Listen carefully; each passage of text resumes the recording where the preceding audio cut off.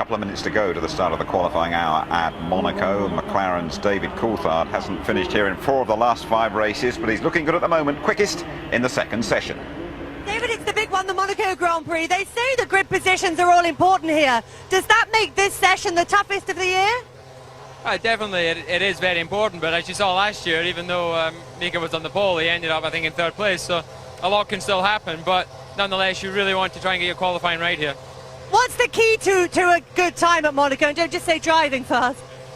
No, it's having more than anywhere. It's like having a car that you feel comfortable, you can position the car. So ultimately, it's maybe not about having the most grip, but if you feel you can put the car where you want rather than it driving you, then I think you gain confidence and gain a lot of time. You're quickest this morning. Does that mean you're going to be in good shape for this afternoon? In theory, it does, but the only thing is, of course, I didn't run new tyres this morning, so that changes the balance quite a lot, and I think some people were experiencing going slower in the new tyres, so I'm expecting the balance to be different, and then it's just a question of whether you can get your setup changed to improve the balance to do the lap time. Why would that be? I mean, traditionally you put new tyres on, you go quicker. Why are they slower here? Well, I think that they should be quicker, and certainly when I did the new tyres on Thursday, I was quicker with them. But I think it's, again, as I mentioned earlier, it's more about knowing where you place the car. And traditionally, when you put a new set of tyres on, you gain more rear grip than front, so you might pick up some more understeer. On other tracks, you can drive around that a little bit. Here, understeer's a real killer in terms of lap time, so you lose position ability of the car. I'm hoping it's not going to happen to my car, and if it does and I have the same car as I did this morning, I think I'm in good shape. Better luck. Okay, thanks. Yes, let's hope that David Coulthard is in great shape. It's going to be a compelling hour, I can assure you. The battle for pole and a place at the business end of the grid for tomorrow's 58th Monaco Grand Prix. Everyday traffic around Monte Carlo is very slow going. Finding a clear run, very tricky indeed, and that applies for this qualifying session as well. Without further ado, let's join Martin Brundle and say a very good afternoon to Murray Walker. And good afternoon to you, Jim, and to everybody out there. You heard that the weather is perfect, and indeed it is. Track temperature 40 degrees. We're now 5-6 seconds into the 60-minute qualifying session.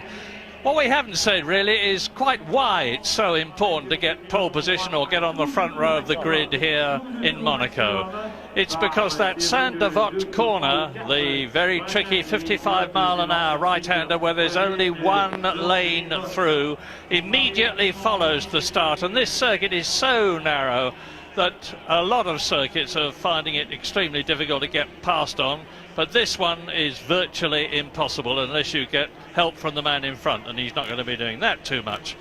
So last year, the pole position was taken by Mika Häkkinen, 1 minute 20.5. They've already gone faster this year, as you look at Jenson Button, because David Coulthard, who incidentally stopped on the track immediately after he'd done his fastest lap, was 1/10 of a second quicker. Now, you've heard about the tyres. There's quite a dramatic split between the teams. McLaren and Ferrari in particular are running the extra soft Bridgestone compound.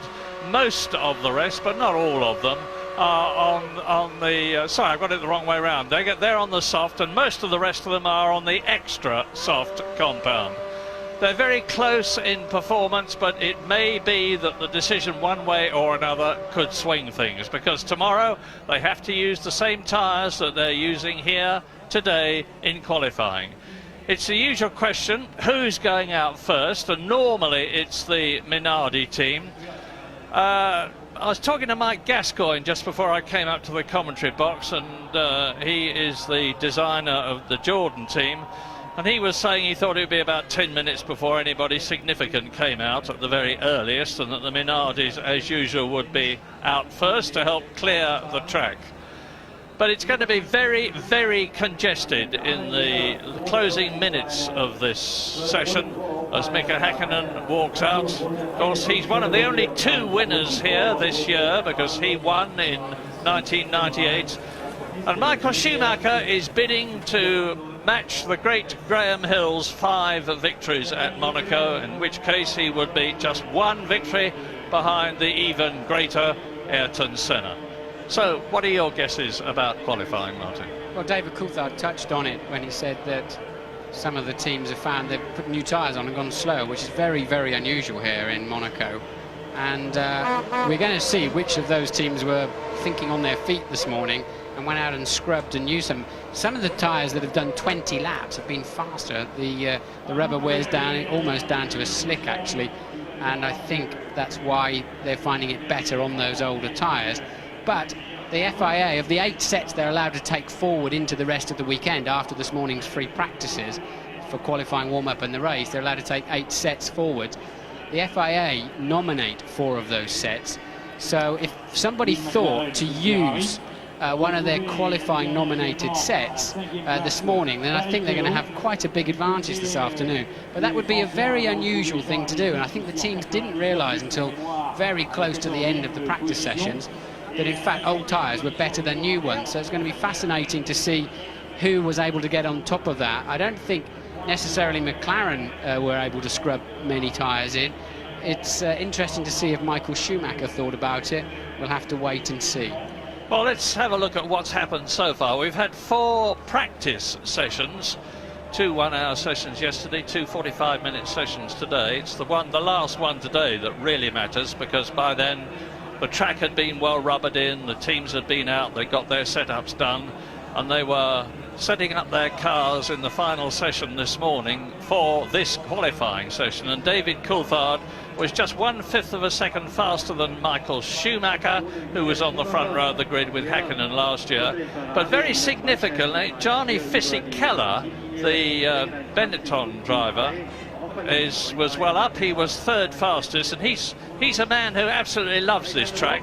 2nd in 1998, 5th last year. There's Richard Branson walking into the pit lane, and Jarno Trulli, the Italian who similarly lives here in Monaco and is driving for Jordan, he was 4th fastest, and Mika Häkkinen was only 5th quickest, and he was half a second slower than David Coulthard.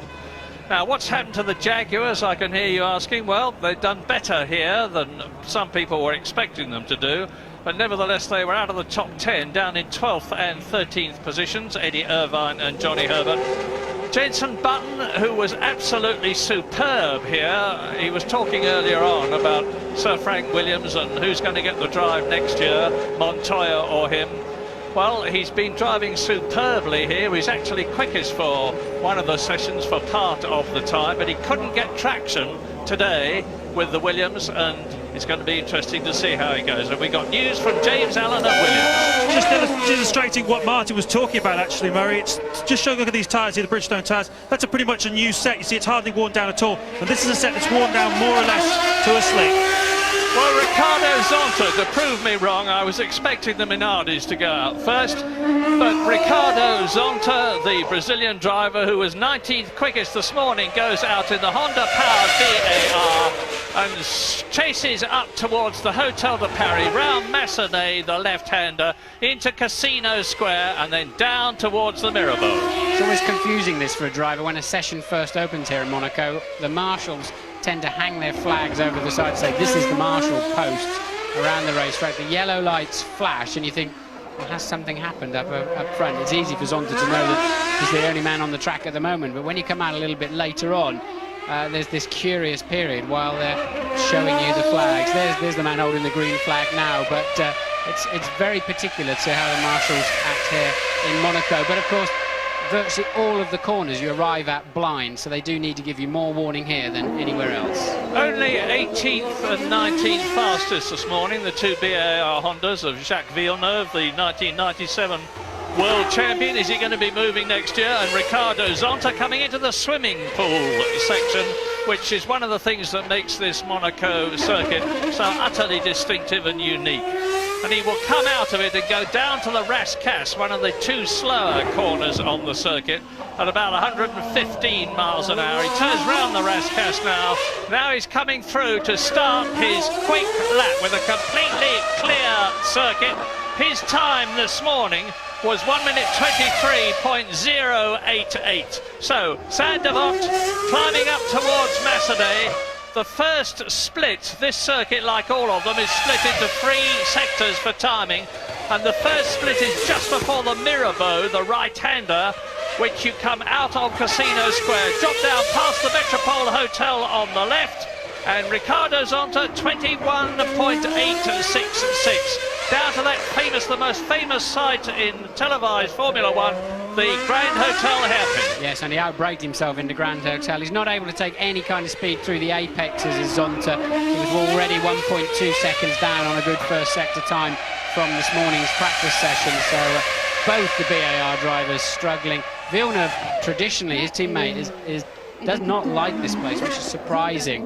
But Villeneuve down in 18th this morning, Zonta down in 19th, some 2.5 seconds off the pace, and it's clear to see why. Zonta just has no confidence to carry that speed through the corners. And you can see why the massive crowds here love Monaco. Nowhere else can you get as close to the cars. You can practically touch them, you see, as they go past. Nowhere else do you get the noise quite like you get it here. And nowhere else do you get the impression of speed. They're not necessarily going all that quick in comparison with other circuits. The lap speed here this morning, fastest was 93.7 miles an hour. But just imagine, averaging, getting on towards 100 miles an hour round every foot of this circuit, as you see the dry ice there being parked by the Jordan mechanic. It's being used in the side pods of the Jordan to keep things cool. So Ricardo's onto the quickest and the only one out as we leave Monaco for a short while.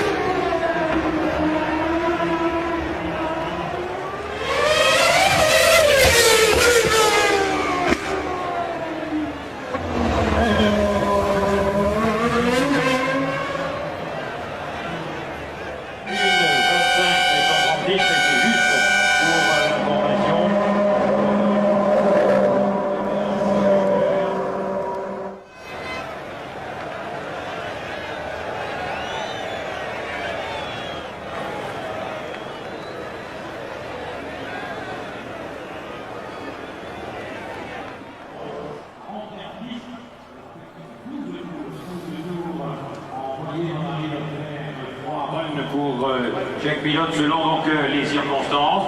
Chacun attend le moment opportun pour avoir la meilleure piste libre sur l'ensemble donc du circuit.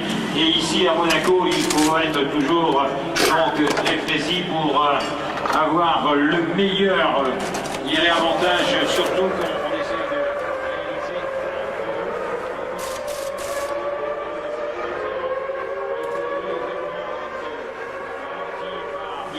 Alors qu'il essayait de rentrer un chrono rapide, ceci donc dans la dernière séance des 45 minutes que nous avons eues tout à l'heure. Pour l'instant, donc on reste toujours fidèle et on attend. Continue dans quelques instants à sortir le premier pour pouvoir mettre un temps sur le circuit. 11.5 minutes gone. You've missed nothing except seeing a bit fly off Ricardo Zonta's car. Couldn't see what it was, but it doesn't seem to have affected things too badly. He's the only man who's been out and done a time with 1 minute 25.736, well down on what he did this morning. So the other 21 are still waiting. Why? Yes, that's the piece that either came off Zonta's car or he ran over. In fact, be surprised if he ran over some debris. They would have cleaned the circuit after this morning's free practices. And no, they don't allow any other cars on the track, which is a very good thing, between the end of practice and the beginning of qualifying for the Formula 1 car. So there's no nasty surprises for the drivers with regard to oil or debris or whatever on the racetrack. Coulthard preparing. He wants to get out there. He lost the last 14 minutes of this morning's session when he went up the escape road into Saint-Devote, the first corner, after, as you said, Mary, just setting the fastest time of the weekend so far, and then for some reason his clutch wouldn't clear properly and the engine died. So Coulthard losing a lot of track time. That's Villeneuve getting ready to be the second car to join the track. So both BARs have now been onto the racetrack.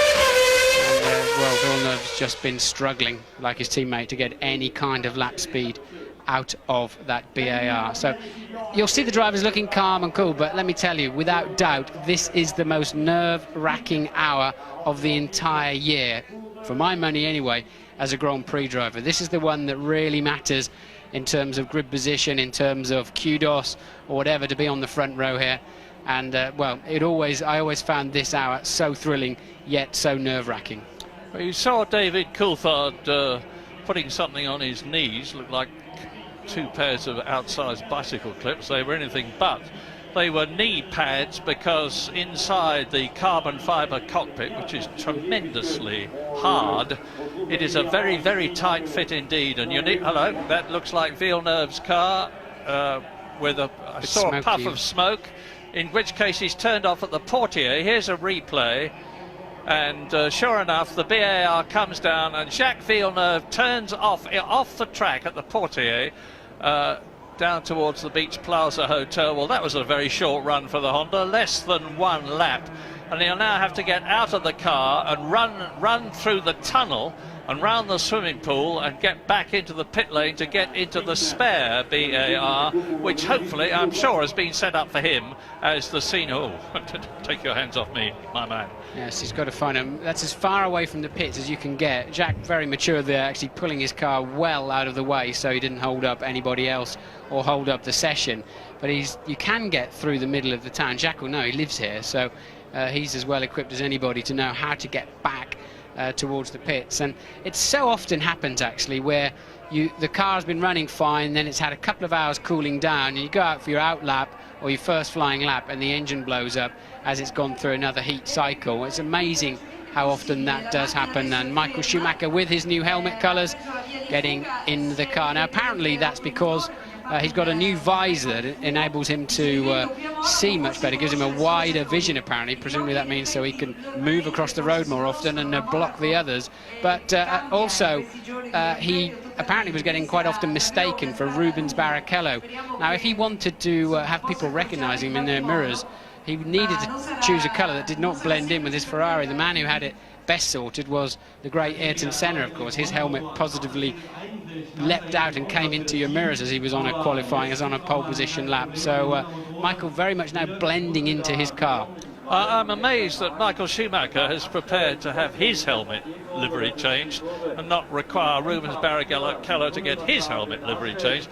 I suspect, cynical me, that it may have something to do with the fact that people buying replica Schumacher helmets and model cars with Schumachers in them will now have to buy another one, because he's the man who makes a gigantic amount of money out of merchandising. You've seen Jacques Villeneuve's car, and Louise Goodman is with Craig Pollock, who is the boss of the BAR team. I am indeed, Murray. Craig, can you tell us what's happened to Jacques? Have you heard back from him? Well, we haven't heard anything back from him at the moment, but something did break as he was going into the lowest corner. We're not sure what it is, whether it's gearbox engine, but it looks more as if it's related to a Honda problem. But as yet, they can't see anything with their data either, so we can't really tell. I'm just going to have to wait until he gets back. What's the situation with spare cars here? Because this is a race where a lot of teams will bring 2 spares. Well, we have brought also 2 spares, but you can only use 1 spare in qualifying. So the spare has been set up for Jacques, and we're just putting on the setup just now. So he'll be okay. He's just lost 1 run in qualifying. Just going to be exhausted by the time he's got back here. Thanks for talking to us, Craig. Thank you. Yes, that's read more into that statement, and all the teams have this situation. Do you blame the chassis? Do you blame the engine? Craig there said it's a Honda problem in his opinion, and that gets quite sticky later on in the afternoon, especially when the press releases are written, read, reread, and finally published from the teams. Well, there he goes. There is Jacques Villeneuve running along, and I have to say, Martin, in a situation where we've got a bit of time to say it, that I wish this rule could be changed, that the spare car cannot be used until the earliest qualifying on Saturday, and of course in the race itself. The teams have got 3 cars, 4 cars in the cases of Monza and some of the later races when the World Championship is getting critical. They've incurred all the costs, they've got the people here, they've got the equipment here. And sometimes on Friday it means that one of the drivers is just denied the chance to get on the track at all, and the spectators don't get to see him. Yeah, I tend to agree with you. As you said, the cars are here, the money's been spent, even the team of people are here to run the car, but they can't use them until this session. So Jacques, if he can get a little boat across the harbour there, could save him an awful lot of running. Otherwise he's got to run all the way around the perimeter of the harbour and come, which he's having to do, and then he'll come through the grandstands behind the swimming pool and up into the back of the pits. But I think I'd have been inclined to take my crash helmet off for a jog like that. Funny, he never takes it off. I remember I went to Indianapolis one year when Jacques Villeneuve was comparatively unknown, and there was this son of the great Gilles Villeneuve, the marshal holding his steering wheel, and he wore his crash helmet all the time out of the car, and they said that was so that people couldn't keep on going up to him and talking to him and interviewing him and breaking his concentration. Well, he's certainly going the longest way round now. This is where Alberto Ascari is coming down towards the Tabac, which is where Alberto Ascari went into the harbour in the Lancia D50 just a matter of days before, tragically and sadly, he was killed at Monza. So his successor in the Ferrari team, many times removed, Michael Schumacher, sits there ready to go, but we've now nearly 20 minutes, nearly a third of the qualifying session of 60 minutes has gone, and there's only been one time, that of Ricardo Zonta. Yeah, stay tuned, it's going to get pretty exciting towards the end, but Jacques with a long walk now, but amazingly and thankfully, as you're going around this racetrack, you have no idea, you can never see the water, which is just as well, I think. Apparently there are frogmen out there, there are little dinghies, particularly at Portier, coming in towards to just before the tunnel. We're going to take this opportunity for a quick break, back shortly.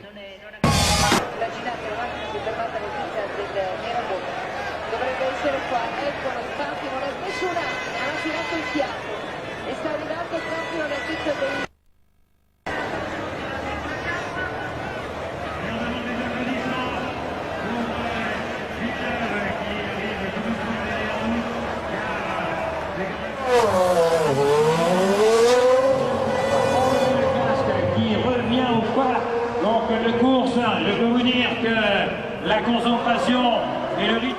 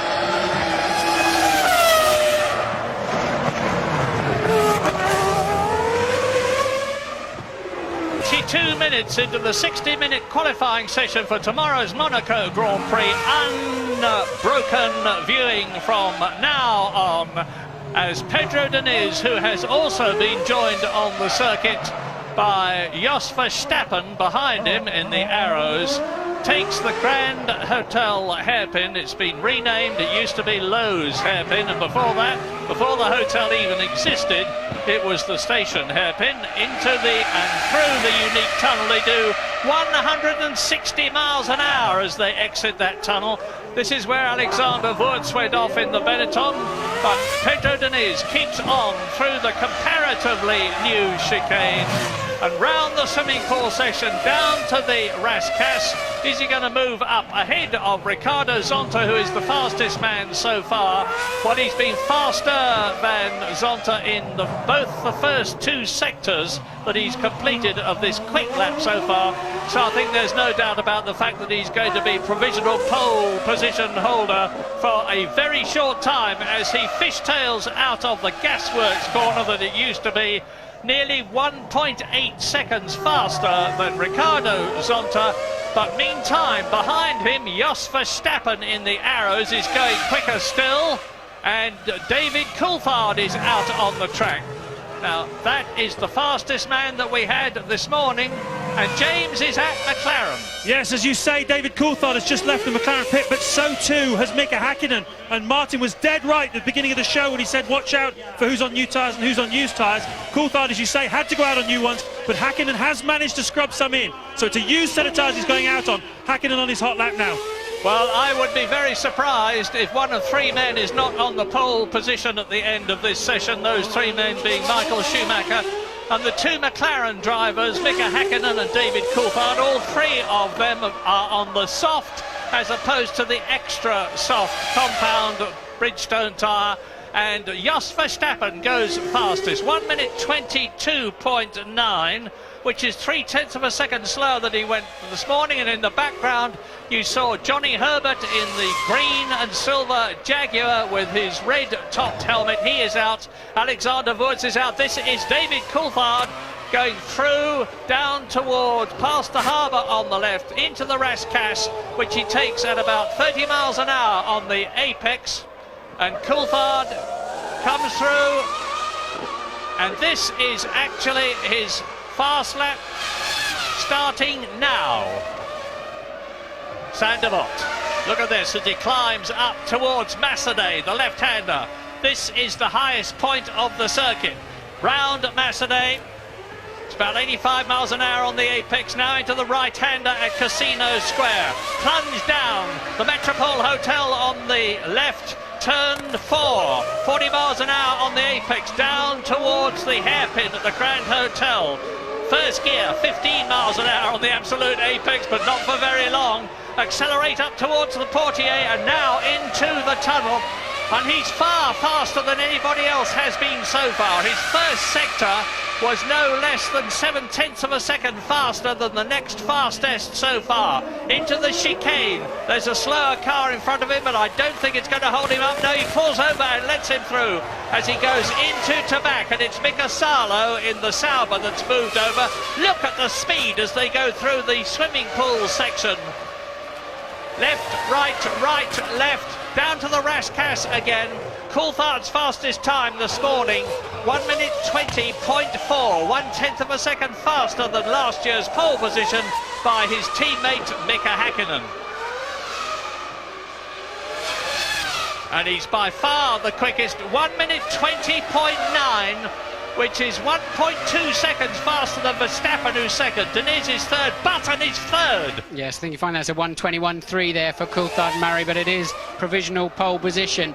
But for sure, pole will be in the 1 minute 20. So not a bad first run there from Coulthard. He'll be reasonably satisfied with that first run on new tyres through today. But what can Häkkinen do as he comes over the line? I think he could be slower than Coulthard, and only goes third. Either he met traffic or he made a mistake in somewhere in the middle section of that lap we didn't see. Now, Jenson Button is fifth fastest at the present moment. They're all pouring out onto the track now, as running very wide indeed goes Marc Genet in the Minardi at Sainte Devote, lets the McLaren through. Top six at the moment: Coulthard, Ralf Schumacher in the Williams BMW, Mika Häkkinen, Jos Verstappen, Jenson Button. It didn't last very long because Johnny Herbert in the Jaguar goes up to second fastest behind David Coulthard. It's fast and furious out on the track now. The Jaguars have been performing much better here than they have been at previous circuits, and Johnny Herbert is the first man today, this afternoon, who has gone faster than he went this morning. Very significant indeed. So, Johnny Herbert second, David Coulthard is fastest, Alexander Wurz in the Benetton is third, and the positions are changing all the time, and Michael Schumacher, as I speak to you, is on his out lap at the present moment, coming through shortly to start what he hopes is going to be the lap that puts him in provisional pole position ahead of David Coulthard before the traffic gets too bad. Well, Schumacher left the pits on new tyres. That does not mean to say that later in the afternoon he doesn't have a set of lightly scrubbed ones that could give him an advantage and take that pole position. Irvine on a lap, Murray. Yes, what looks like a sensational lap. Mustn't get too excited too soon, but Eddie Irvine was very quick in the first sector, fastest of all in the second sector, and he's coming through to complete the lap. As you look at the Ferrari, and Irvine goes fastest. This I did not expect to be saying. Eddie Irvine, 1 minute 20.9, which is half a second faster than he went this morning. Irvine fastest, Coulthard second, Johnny Herbert is third. Good news for Britain, but I think that trio is going to be split now as Michael Schumacher starts his quick lap. Michael Schumacher at the present moment is way down in the order. 13 have put up times, and behind Johnny Herbert it's Wurz, Ralf Schumacher. Mika Hakkinen has done one 3-lap set of laps, and he is only 6th fastest as Michael Schumacher goes fastest in the first sector.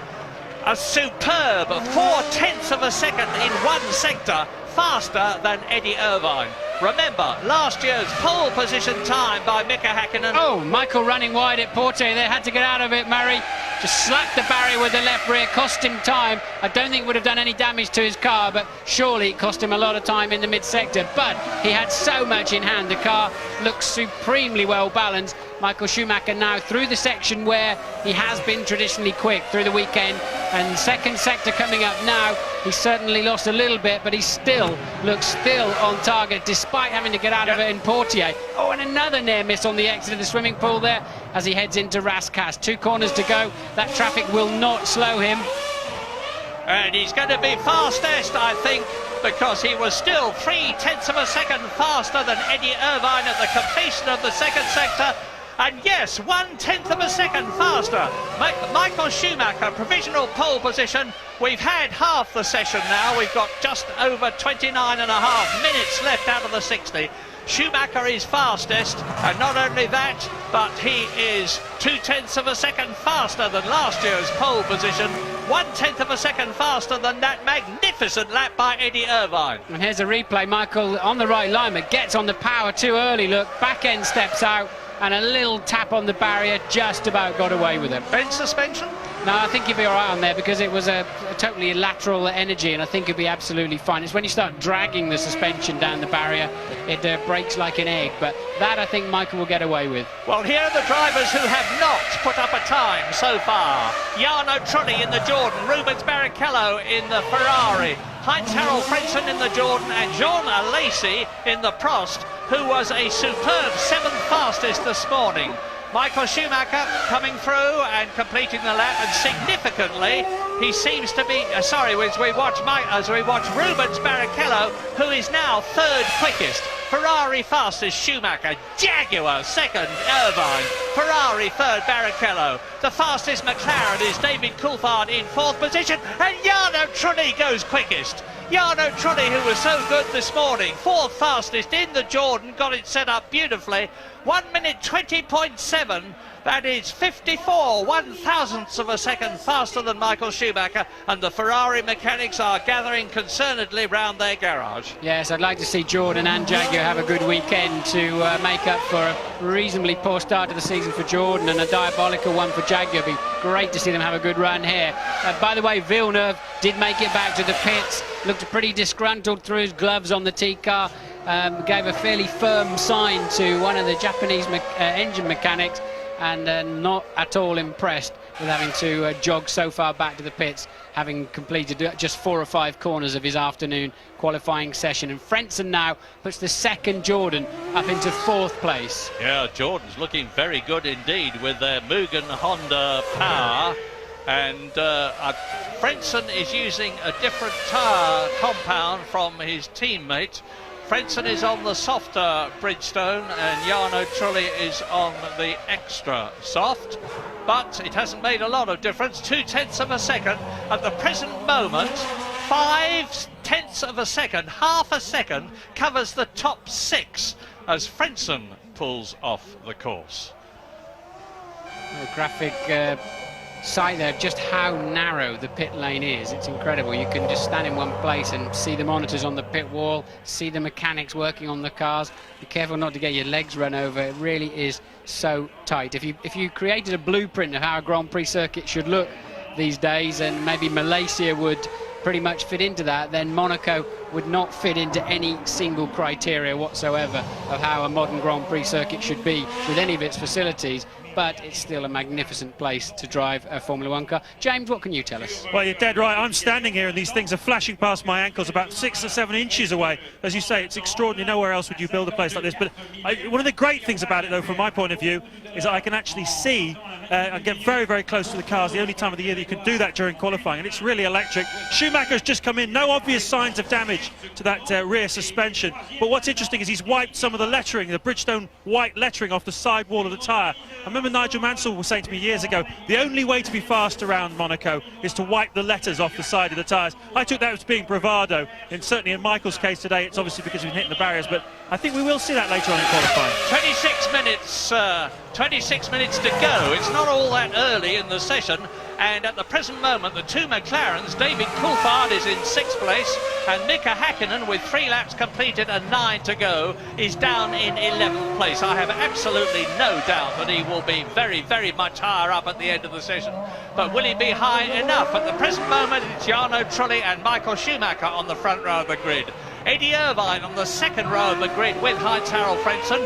Third row, Rubens Barrichello, Ferrari, and David Coulthard, McLaren. So both the Ferraris are in the top 3 rows. Both the Jaguars are in the top 4 rows. They haven't had a practice session like this year, and there are still 25 minutes to go. But Johnny Herbert is 7th ahead of Fisichella, and completing the top 10, Alexander Wurz. So the Benettons are looking better here than they have in the past. Ralf Schumacher is 10th in the Williams BMW. Jenson Button still down in 16th position, but he has got 8 laps left to do.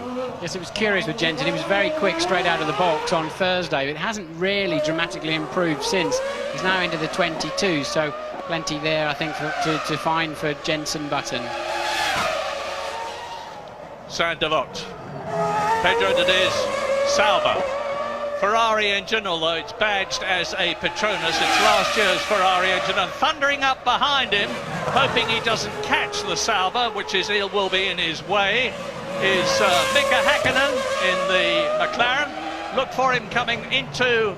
No, the shot changes as he drops down towards the Grand Hotel. See, I think I can see out of the window Lacey having to get into the spare car, which is a crying shame. He's been blisteringly fast, hasn't he, in the Prost, all through free practice. So unfortunately Lacey down currently in 22nd place and not in the race because his time is too slow. Has got car problems. Yes, dramatic times at Prost. We had the news that Alan Jenkins, their technical director, has left the team by mutual consent. Apparently the entente cordiale was not as cordial as it might have been, and it means that Prost are now without a technical director at the present moment. Alan Jenkins, the man who designed last year's very successful Stewart, which was subsequently taken over by Gary Anderson, who's now with the Jaguar team. And we've now got 23.5 minutes left. Jarno Trulli is still at the top with 9 laps. He was straight on the pace in his second lap. He put up that quick time, then he came in at the end of the third lap, and he's sitting in the garage now, well, in the pit lane to be exact, knowing that he's ahead of Michael Schumacher as David Coulthard comes towards us in the McLaren. He's on his 6th lap out of 12. Yes, Coulthard's second attempt, currently down in 6th place as he's playing with the throttle through Casino Square. I hope we go on board with Coulthard again. That's a tremendous camera position to go around Monaco with, and the back end stepping out a little bit into Mirabeau, running slightly wide, but as you can see, he was up on Trulli's current provisional pole position, but I think he lost a tiny bit into Mirabeau, but he can make that up through the rest of the lap. This is a corner he's taken a lot of speed through. That's where Schumacher had to get out of it as he went too close to the barrier. Coulthard, car working well as he then heads down. It's such a difficult place to choose a braking place. It's downhill and you want to be fully committed, but it's so easy to lock a wheel. No problems again for Coulthard as he comes into Tabac, sweep through there. You tend to get understeer, you walk towards the barrier. Now it's absolutely flat out, and once again Coulthard now a quarter of a second up on that current provisional pole. Good traction there out of the swimming pool. Yes, finally we're on board as you watch him come into the tricky Raskas. Mind not to bang the rear wheels on the inside and turn in early here because you'll understeer down the hill on the power smoothly. Nice driving there from Coulthard over the line. Surely this will take provisional pole. That is a good run and matches just about his fastest time of this morning. And he was the man who took pole position at the European Grand Prix after that terrible experience he'd had earlier in the year. And he's recovered from that magnificently. His ribs are now perfectly okay. David Coulthard, 0.3 of a second and more faster than Trulli. But meantime, Mika Häkkinen, that I was saying is now down in 14th position, has done the fastest first sector of all as we look across the Kaaba at him coming towards us now, going into the swimming pool section, and it could well be in just a few seconds' time. Now is he going to be held up? It's Ralf Schumacher. Ralf Schumacher holds him up. He will have lost time there. That second sector, he was just 19 thousandths of a second slower than David Coulthard. Now he aborts the lap. He decides that there's no way he was going to improve, and he has now done 6 laps. Yeah, very naughty of Ralph there. He had plenty of warning, I think, that Mika was on his way and really just sort of hovered on line, made Mika go offline, and really a bit out of order. Now watch this. Michael Schumacher is faster in the first sector than David Coulthard. This is Michael Schumacher, third quickest at the present moment. This is his 6th lap out of 12. He's the man who has only had 1 pole position this year. That was at the Spanish Grand Prix. He's had the greatest number of pole positions of a current driver with Mika Häkkinen. They've both had 24 poles. So out of the tunnel, down to the chicane, coming up to the end of the second sector now, where we will get the second split and see how his time compares with that of David Coulthard, and he's now nearly half a second faster than the McLaren. This is an absolutely scintillating, searingly fast Master of Monaco lap by Michael Schumacher, and the Minardi turns out of his way, no problem there, and Michael Schumacher comes through. The time he's got to beat is 1 minute 20.4, and his time is an incredible 1 minute 19.843. And that, compared with last year's pole position, is 0.7 of a second faster. A superb lap. That'll take some beating. Absolutely on the numbers all the way around. Every apex on the throttle, beautifully everywhere was Michael Schumacher. Really looked like the perfect lap. I wonder if even he could beat that time. Barrichello with a bit of understeer through Raskas. Not a bad lap from him though. This could pop him on the front row. Certainly second row material here. Barrichello over the line now. And yes, onto the second row, third position. So now it's Ferrari, McLaren, and then the second Ferrari of Barrichello on the second row. And where is Mika Häkkinen with 18 minutes to go? And the answer is 14th. Look at this, Frentzen now, Murray. Frentzen on a cracking lap too. Could he pull a surprise out of the bag? Yes, he could, because he's fastest of all in the second sector, faster than he had been in the first sector. If he keeps this up, he's going to be matching Jarno Trulli's performance and moving to the top of the listings. No, he does not. He fails by 1/10 of a second. No, he's gone onto the front row. He's gone onto the front row, Murray, has Frentzen. Oh, yes. So second place there, just a 10th behind Michael Schumacher, the pole sitter. Amazing lap again from Frentzen. Clearly the track is giving up some grip again. This track will always come to you. Just be patient and just keep building your momentum for that 4th and final run. James, what can you tell us? Well, 14th place with 18 minutes to go might sound dramatic for many people, but for Mika Häkkinen, I think we can guarantee he's going to get up there. But whether he can match that time of Schumacher's remains to be seen. Interestingly, Martin, the first run I told you he went out on a used set of tyres, as you predicted he would. But thereafter, that last run, it was a new set. So he's obviously decided that is the fastest way to go. He was furious when he came in. You don't see Häkkinen angry very often, but he was absolutely furious that Ralph had held him up. Now he's calm. He's talking to Adrian Newey, just getting his head around what he's got to do. In a moment, I think you're going to see something a bit special from Mika around Monaco. I'm quite sure of that. He's already had 3 pole positions this year, the first 3 races of the year. Australia, Brazil and the San Marino Grand Prix at Imola. He was second on the grid in Spain, and he wasn't on the front row in the British Grand Prix or the European Grand Prix. But this is the one where you have to be up front, as we watch Janos Trulli going faster than he's been before now. 0.4 of a second off the pace. He could move up onto the second row by displacing Barrichello, or even, no, he won't now. He won't now. That's cost him dearly. That's cost Trulli a second or certainly a third row. He may still be fast enough to move up from his current 5th. Can he? No, he doesn't. So he really did lose 7/10 of a second in that last corner following the BAR. Yeah, the BAR of Ricardo Zonta. Now, where are we? 16 minutes to go. Here is the top 10. Michael Schumacher and Frentzen, Ferrari and Jordan. Coulthard, McLaren and Barrichello, Ferrari. Both the Ferraris in the top front rows. Trulli is 5th in the Jordan. They're doing well. Irvine is 6th still in the Jaguar. That is terrific. The highest he started this year so far is 7th.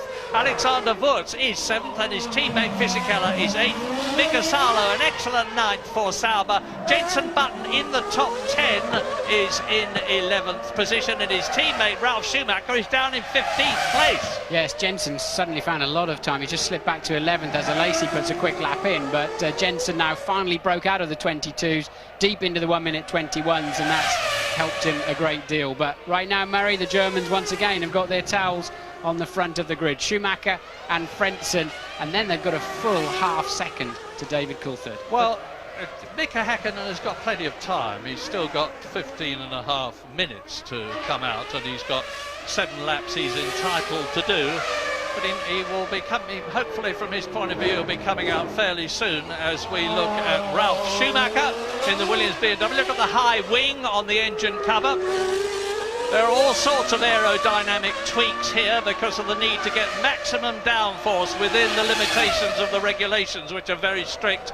And that's Williams' solution, the high wing over the airbox, which tops Ralf Schumacher's head. Yes, they've got another little wing on each side pod as well. They've certainly gone for the big and disgusting route to get all of that downforce on the Williams. Is working reasonably well, buttoned up in 11th. Ralf here has been quick through the weekend. But the Ferrari has 10 elements in its rear wing, absolutely amazing. It's the old story of 150 miles an hour. You could drive them along the ceiling. They've got far more downforce than they have weight at those kind of speeds. So if you put these cars on the track at Monza, they'd feel absolutely pathetic in a straight line. But around here, they still feel like they have no grip. Johnny Herbert goes 8th. Now, both the Jaguars are in the top 10. Eddie Irvine is in row 3, 6th position.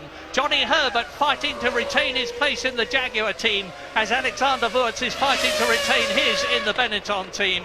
Has put in a superb lap. 8th position at the present moment, ahead of Fisichella's Benetton and John Alesi's Prost. Jenson Button is in 12th position as a result of that. Yes, Häkkinen back on track again, currently down in 17th. So remember, a poor first run, we didn't see. I think he made a mistake in the middle section. And then traffic as Ralf goes up into 5th place. And there, the Minardi of it's Mazzacano. No, it's not. It's Marc Genet. And let's hope that none of those people were on their quick lap, because although the marshalling is absolutely superb at Monaco, they've got cranes, they've got jacks, they've got plenty of people. It's going to delay some people. Masterly bit of car removal, this. Yeah, they're very good here, aren't they? But Salo was on a quick lap. There's Häkkinen having an appalling afternoon, isn't he? I think that is Häkkinen's... no, that's Häkkinen's out lap, fortunately for him. So he knows, seen that car, he knows they're very good here, the marshals. They will clear that before he comes round again. And that's just a bit of dry ice that's fallen out of the radiator side pod of... what are we going to see here? Let's see. Oh, there's the dry ice. You can see it running across. I think maybe, to be fair to Marc Genet, he might actually have put his wheels on a bit of that and just slid off, because the adhesion factor between just staying on the circuit and just going off it is very, very fine indeed. Yeah. If you break it at all, chump, you're off and into the barrier. Yeah, but that was Saint Devote and Janae is over at Raskas, so I think they were two separate incidents actually. I think it was just a replay of a bit of dry ice bouncing along. I have to say I've run over plenty of that in my time, but it doesn't appear to lose you any grip. Look at this, Eddie Irvine on a good lap, 8/10 out. He was 1.1 out on the whole lap previously. I wouldn't think he's going to improve his position, which is 7th at the present moment, with just over 12 minutes to go. Mika Häkkinen going through, having had trouble as a result of the Minardi kerfuffle in front of him. And Eddie Irvine crosses the line and stays in 7th position and is balked by Alexander Wurz as he comes up to Saint Devote. Yes, an in-lap anyway, but Wurz trying his best to get out of the way, and the harder he tried, the more he was in the way, but it didn't matter. Now this is Coulthard's 3rd effort of the afternoon, and he really now has got to hang it out, and he knows that. And yes, a good first section there for Coulthard, but it's this, in my view, this next middle section that's more critical. Back end stepping out slightly, so that meant he couldn't get on the throttle quite when he wanted to at the grand hairpin, but we're talking hundreds and not tens, I would imagine. So again, good traction for Coulthard as he heads into the murky depths of the tunnel, and every time you go in there you hope you come out the other end in one piece, as Coulthard has. Just make sure you don't snatch a brake or hit that barrier on the inside. And again, good acceleration, good traction there from Coulthard. Please put us back on board. I love that camera view of the top of any of these cars to it. Wow, well, lovely lap this is. Totally committed on the way into the swimming pool. There's a point there where you're just looking straight at the barrier at about 150 miles an hour. So this could put Coulthard on the front row. It's crucial he gets this one in. The inside wheel spinning at Raskas. He has to wait before he can get away. And again, the wheel spinning off the curb, through the Anthony Noakes, over the start line now. What's it done for Coulthard? Oh. 2nd place. Well, it's terribly important for McLaren in general and Mika Häkkinen in particular to do well in this race, and to do well they've got to be up at the front of the grid. David Coulthard is there. Mika Häkkinen is 17th at the moment with 6 laps still to go, 10.5 minutes to do them. But McLaren are behind Ferrari by 10 points in the Constructors' Championship. Häkkinen is 18 points behind Michael Schumacher, who's already won 4 of the 6 races this year.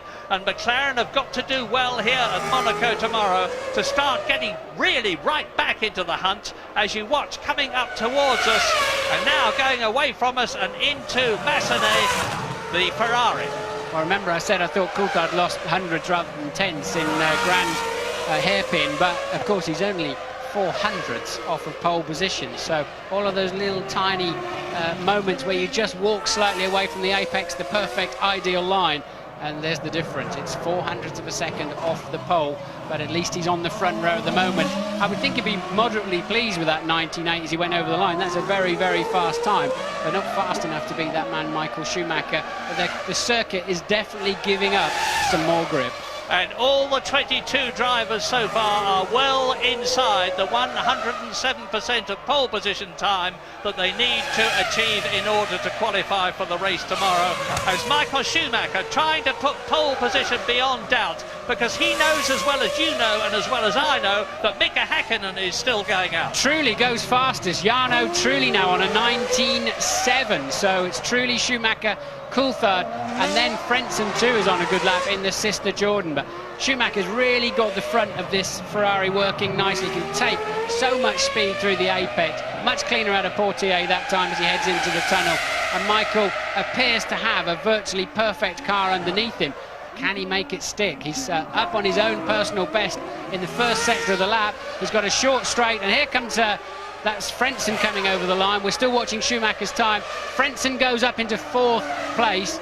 So Frentzen, in fact, stays 4th, I think. And we're looking now, where is Michael Schumacher? He's on a stonking middle section. Here he goes, coming now in towards Raskas. This, I think, is going to retake provisional pole for Michael Schumacher. Does he take good speed through the last corner? Yes, he does. Stays off the curb, no wheel spin, and surely this is going to be mid-19s for Michael Schumacher. Yes! 19.475. Michael Schumacher nearly 0.3 of a second faster than Jarno Trulli, who's now on the front row of the grid still with his teammate Heinz-Harald Frentzen in 4th position, and Mika Häkkinen with under 8 minutes to go down in 17th position.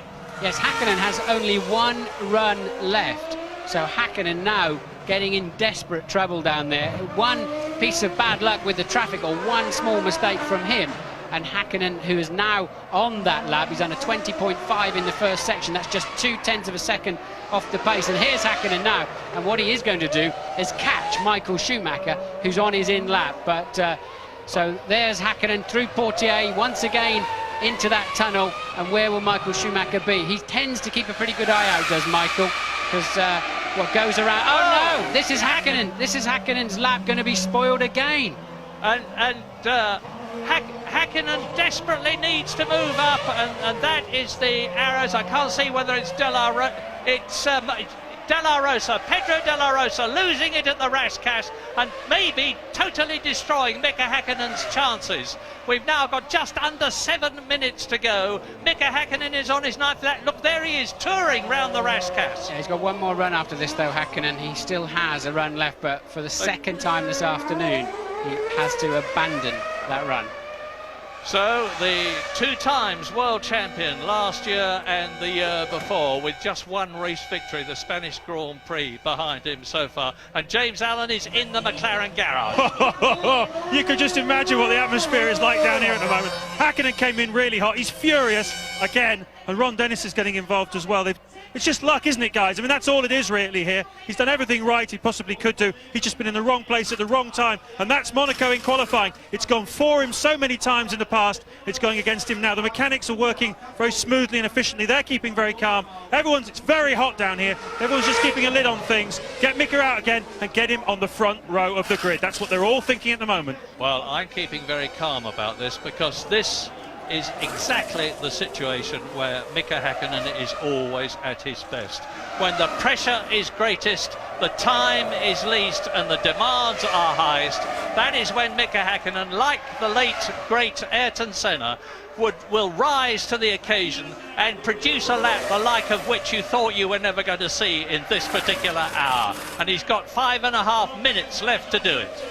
Yes, there's no doubt he can do it, Murray. Absolutely no doubt whatsoever. He has the speed. But if one of these other drivers decides to have a bite of the wall just as Häkkinen's coming around on his final attempt, then it's game over. Yellow flags out, marshals on the racetrack, trolleys, anything else they can get out there to get the cars away quickly, and he can be as fast as he likes. So it's now pretty much in the lap of the gods. As you watch David Coulthard third fastest, and let me make the point that, as far as I can remember, for the first time this year, the man you're looking at now, Eddie Irvine, looks like being out-qualified by his Jaguar teammate Johnny Herbert.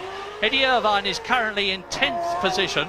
His teammate Johnny Herbert is in 8th place. The others in the top 10 with about 4.5 minutes to go.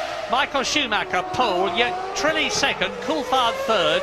Frentzen is in 4th position. Less than half a second covers the top 4. Barrichello's 5th. Schumacher, Ralph is 6th. Then it's Fisichella 7th. Herbert 8th. Wurtz 9th and Irvine 10th.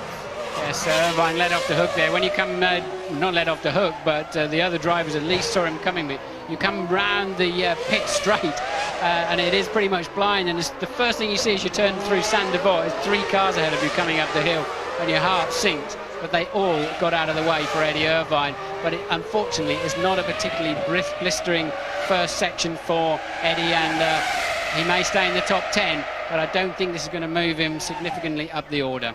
3 minutes and 55 seconds to go. Mika Häkkinen is still in the pit lane. He has 4 laps in which he can attempt to beat Michael Schumacher's time, and here he is exiting the pit lane. He hasn't got time to do 4 laps, but he's got time to do an out lap and a quick one, and we've seen so many times in the past that is all the time he needs. And Eddie Irvine may be improving his time and moving up from 10th maybe to 9th. I don't think he'll do better than that. Let's see as he comes through in the Jaguar over the line and remains in 7th position. He improves his time, and he's 1,000th of a second, 1,000th of a second slower than Ralph Schumacher's Williams. Yes, he moved up from 10th to 7th. That's pushed Johnny Herbert back down to 9th on exactly the same time virtually, both on 1:20.7 for the two Jaguars, both now comfortably in the top 9 for what it's worth. That's Coulthard now on track. He's currently 3rd, his final shot at it. And what kind of lap is Hakkinen having? I don't know if it's his out he's lap. still on his out lap, and it's happened Minardi. again. That's Mazzacane in the Minardi, and it's exactly the same place. Mika Hakkinen is going to come round and find his path blocked yet again at the same place. There he is, you see, going round the Grand Hotel on his outlap as Mazzacane on this replay slides into the Rascasse, and it's getting nip and tuck for Mika Hakkinen. It's just over 2 minutes left now. I think Mazzacane kept the engine running and pulled away. Certainly not in view there, is he? So Hakkinen goes over the line now to start, and the Prost gets out of the way. Can't see any cars climbing the hill for Mika Hakkinen. So now he looks like he's got half a chance of a clear lap, providing somebody else doesn't go off, as we said earlier. So now the first sector time is on the exit here of Casino. The back end gets light over the crest, and what has Hakkinen done? It's a 20.4. That's a quick first sector. He's faster than Michael Schumacher so far. Remember what I was saying about how Mika Hakkinen thrives on pressure. Minardi ahead of him. There is a Minardi. Presumably it's the, well, it can't be the recovering Mazzacane. He will have gone in the pits from the Rascasse. So must be Genet in the spare car. So for sure Hakkinen is going to come across him at some point. Haven't seen him again yet. Maybe he's on a hot enough lap to stay clear of the McLaren. Well, we've got Tabak ahead of us, and on the exit of Tabak, Murray will be his second section time. A good lap, but not good enough. I can't see Mika Hakkinen getting half a second nearly back in the last sector, but he could move up onto the second row of the grid with his teammate, or maybe the third row by displacing Fisichella and or Rubens Barrichello. There is Schumacher's target time, under 1 minute 20 seconds, and Mika Hakkinen with under 50 seconds to go starts the Monaco Grand Prix. At the moment in 5th position, but he's staying out. But he's got slower cars in front of him, and Genet gets out of his way very quickly indeed. Mika Hakkinen, who is on what must be his last lap. Yes, Genet does get out of the way. And Mika Hakkinen coming down to that first sector now is not quick enough. Yes, cruising. So Michael Schumacher then starts his final effort too. So where's Coulthard? Has Coulthard managed to start his... Yes, he has. Coulthard, I think, got hooked up when the Minardi went off, so Coulthard can't improve, nor can Trulli, and nor can Frentzen. So it seems like the sharp end of the grid is pretty fixed, and we got yellows again. I'm looking at the computer here. Car 12 has spun off the racetrack. So and that is Wurz, Alexander Wurz, as we look at Michael Schumacher. New helmet, bit of luck for him at Monaco. 4 times a winner here, and this is going to be his 25th career pole position to move him ahead of Mika Hakkinen of the current drivers in terms of numbers of pole positions, and he's faster than he has been in the first sector, and it looks as though Michael Schumacher, just to rub salt into the McLaren and everybody else's wounds, is going to go faster still on this final lap, because the checkered flag is out. The 60 minutes have been completed. Michael Schumacher is okay, but he's just 0.05 of a second off his own pace for pole position. He might yet, in this last sector, improve and go quicker yet. He's got to keep going, because Barrichello is on the racetrack and going quickly. Not quickly enough for pole, that's for sure. But certainly, Michael Schumacher goes over. He's 3/10 slow, as you can see. Now, Barrichello is really the only one worth watching to the end. Lacey's on a quick lap too. He could threaten the top 10. Barrichello could threaten the second row of the grid, but he doesn't. He stays on the third row. Barrichello a 20, and fastest for him, a 20.4, but stays on. Here comes Lacey over the line. What does it do for him? Seventh place. Terrific. Look. Now, we've got a very different looking grid for the Monaco Grand Prix tomorrow. Not different right at the front, because Michael Schumacher is there, 4 times a winner, in the best place he could possibly be to make it 5 times tomorrow.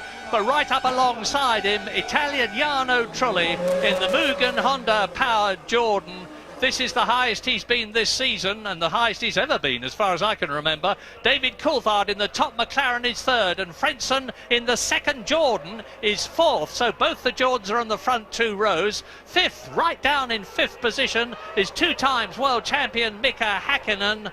And sixth is Rubens Barrichello, both the Ferraris in the top 3 rows. A magnificent 7th position for the Prost of Jean Alesi. Then Fisichella's Benetton is 8th, Ralf Schumacher is 9th, Eddie Irvine is in 12th position. And as you can see, Johnny Herbert is in 11th place. Jenson Button starts 14th, 2.1 seconds off the pace. Everybody has qualified.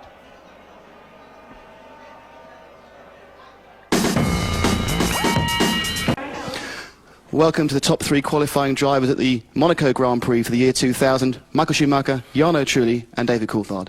Michael, your first 3 runs, you went quicker each time. The 4th run, I think you eased off. Mika Häkkinen's qualified in 5th. Is this the perfect session for you? You should say yes, honestly. With Jarno being next to me and Mika being 5th, it's a good starting base, honestly, for us tomorrow. Even though it will remain a very tough race because the race is very long and just need to go for a good start, and I will have my competitors ride with me again. I would obviously wish having a couple of guys between them and me, but I think that's just a dream. So let's think about reality, and we will see a very tough race tomorrow. Now, watching on the monitor, it seemed like a couple of times you were very close to the wall or even hit it during those runs. Did you have a brush with the barriers? I thought they needed some repainting, so we did a bit of job of that. David told me, I didn't know actually. I knew I was twice very close in the first run. Car wasn't perfectly balanced at this stage, and I might just kissed it. Thanks, Michael. Jarno, many congratulations on your best ever qualifying. Are you surprised to be here? Well, a little bit. Honestly, I didn't expect to do so well in qualifying because I had so many problems during over the weekend, especially because the first day I've lost the first section because I had a problem with the front suspension, so I had to change completely the front suspension and the balance change also, and I was struggling. If you take a look at the free practice, I was step by step improving, but very slowly because I was in the beginning very far. But then this morning and yesterday we worked very well, and step by step we got closer to the best drivers. And then in qualifying I didn't really expect to be on the first row, but I was expecting to be in the top 6. Honestly, the car is very good, and I must say a very big thanks to every guys which are working for me because they're doing a very good job. How difficult was the traffic out there? Well, I've lost 2 laps for the traffic, so I use only really 2 new set of tires, especially because I did found BAR and I think McLaren. The McLaren found right at my last run, which was pretty good, especially the first sector, but I couldn't close it, so I did come back and I was a little bit upset. But anyway, the first row is very good. It's very good for me, for the team. And I'm getting better and better and more confident with the car and with the team, which makes me feel even confident for tomorrow's race. Thank you, Jarno. Dave, you looked good all weekend. You were fastest this morning, and you were topping the timesheets early on. How much did the track change and improve during the session? I didn't actually feel the track improve a great deal. I think just you get more into running the car and finding out where the track is with the increased temperature that we see over this morning. So it was just a case of finding a clear lap, finding your limit and adjusting the car to suit. Now, you qualified 3rd, Mika's 5th, and I believe you've chosen one of the few teams to choose the harder of the 2 tyres. Is this too big a sacrifice of qualifying pace for the race? The race is still the most important. That's where the points are. So remains to be seen whether we can make up some places. But you know, we made our decision based on what we felt was the best all-round package, and time will tell whether we've made a good decision or not. David. Michael, you mentioned the start. I believe yesterday at Fiorano you were testing your starts. Did you learn anything new? Well, you have no chance to practice any starts down here at the weekend, so it's just an opportunity to settle in and get used to it, make for a couple more practice. We haven't tested anything new over the last couple of starts, or through the year we have made fairly consistent starts except Imola, and I believe we're on top of most of it. Thank you. Now a word from Michael in your own language. Michael, first, please.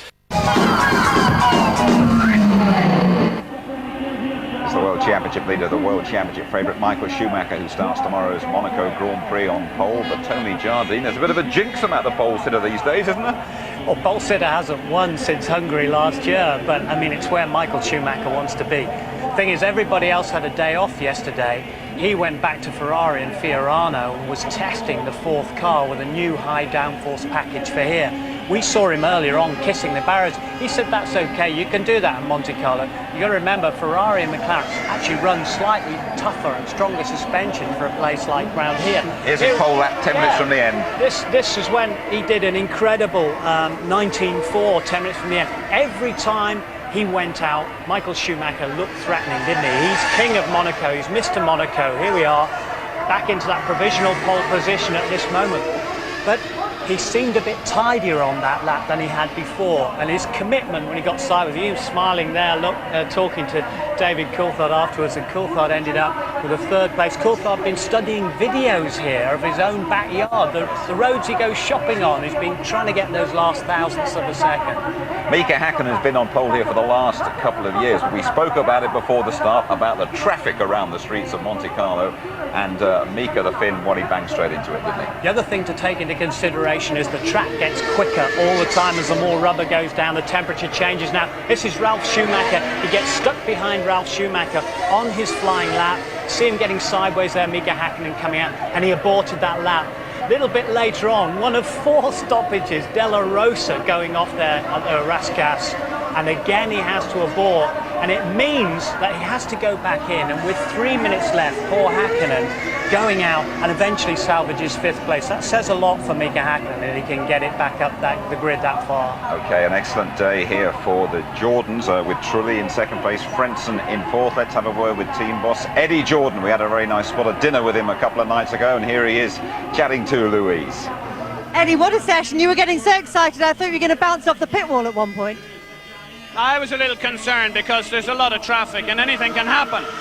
And the problem is that if you get a good lap, my boy, you see? I found him a new girlfriend yesterday, that's why I did such a good job. Sure, I shouldn't be saying these sort of things. But no, there's a lovely lovely atmosphere coming through the team. Jarno now is developing into such a lovely driver, and very calm and very much part of the team. It was always going to take a little time, but Frentzen and Trulli now together, I think we can start moving forward. But this was a good indication for us. We needed to move forward here. They did need to move forward here, but not the best record, the Jordan team, around this place. You go back to De Chezres, I think, in '92 when he had 4th place. Heinz-Harald Frentzen last year got a 4th place for them. But he said, truly looking very good. He had that big testing accident in Valencia last week with Fisichella, the 2 Italian rivals. Fisichella's car barrel rolled over the top of Trulli. Trulli has been absolved from that, but what a great grid position. Another driver who lives here, of course. That's right, his dad here to watch him for the first time as well, Jarno Trulli. David Coulthard had a pretty decent session. He's ended up on the 2nd row. It's nice to watch David being aggressive. It's nice to watch him sort of throwing caution to the wind and perhaps not analysing things too much, realising I've got to go out there and grit my teeth and really go for it, not being too clinical, and yet still under control. You've seen his car sliding. I was frightened just watching from the in-car, just how he's shaving those barriers and straight lining it down through the swimming pool. Impressive pictures, but impressive driving from him and all the drivers around this most testing of tracks. All set for a brilliant day tomorrow, Tony. Yeah, looking forward to it. So are we all, indeed. Right, the Monaco Grand Prix coming up for you tomorrow. Euro 2000 is right around the corner. England complete that much, indeed. We, of course, are back with you for a pretty big one as well here tomorrow. The Monaco Grand Prix, all the build-up to the race from 12:15 tomorrow. The highlights programme, reaction, analysis and interviews at 11:45, and that highlight show is repeated on ITV2 on Monday night. The full ITV service throughout this terrific weekend here in Monte Carlo. Really is an absolutely splendid race here in view for us tomorrow. You don't have to be a Formula One fanatic though to enjoy it, do you? It's a race that appeals to everyone. It's a piece really of pure sporting theatre. We sit up here and overlook the harbour in Monte Carlo where all that business is going to be done. £1 billion worth of business taking place here this weekend, but the real business is going to be around these streets of Monte Carlo. Michael Schumacher will have thousands of Italian fans coming from just over the border to support him. You can watch the race only here on ITV. All those Italian Ferrari fans will come here to Monte Carlo tomorrow, hoping for a repeat of last year's ideal result. See you for race day. Bye-bye for now.